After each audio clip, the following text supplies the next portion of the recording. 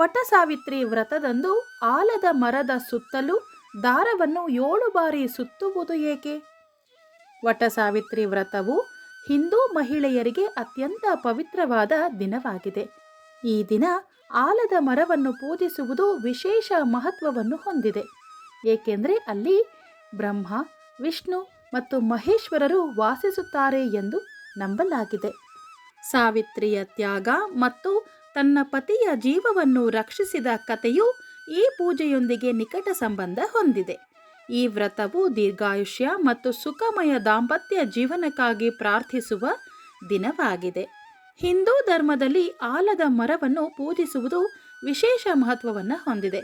ಸನಾತನ ಧರ್ಮದಲ್ಲಿ ಆಲದ ಮರವನ್ನು ಪೂಜೆಗೆ ಅರ್ಹವೆಂದು ಪರಿಗಣಿಸಲಾಗುತ್ತದೆ.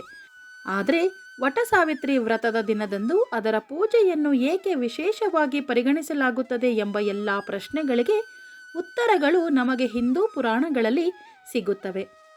ಆಲದ ಮರದಲ್ಲಿ ಬ್ರಹ್ಮ, ವಿಷ್ಣು ಮತ್ತು ಮಹೇಶ್ವರರು ವಾಸಿಸುತ್ತಾರೆ ಎಂದು ಹೇಳಲಾಗುತ್ತದೆ. ಆಲದ ಮರದ ಬೇರುಗಳು ಬ್ರಹ್ಮನನ್ನು, ಕಾಂಡ ವಿಷ್ಣುವನ್ನು ಮತ್ತು ಕೊಂಬೆಗಳು ಶಿವನನ್ನು ಪ್ರತಿನಿಧಿಸುತ್ತವೆ. ಜ್ಯೇಷ್ಠ ಮಾಸದ ಅಮಾವಾಸ್ಯೆಯಂದು ವಟಸಾವಿತ್ರಿ ಪೂಜೆಯನ್ನು ನಡೆಸಲಾಗುತ್ತದೆ. ಈ ಉಪವಾಸವು ವಿವಾಹಿತ ಮಹಿಳೆಯರಿಗೆ ಅದೃಷ್ಟ ಮತ್ತು ಸಮೃದ್ಧಿಯನ್ನು ತರುತ್ತದೆ ಎಂದು ಹೇಳಲಾಗುತ್ತದೆ. ಈ ದಿನದಂದು ಮಹಿಳೆಯರು ತಮ್ಮ ಪತಿಯ ದೀರ್ಘಾಯುಷ್ಯಕ್ಕಾಗಿ ಉಪವಾಸ ಮಾಡುತ್ತಾರೆ. ಈ ದಿನದ ಮಹತ್ವದ ಬಗ್ಗೆ ಅನೇಕ ಪೌರಾಣಿಕ ನಂಬಿಕೆಗಳಿವೆ.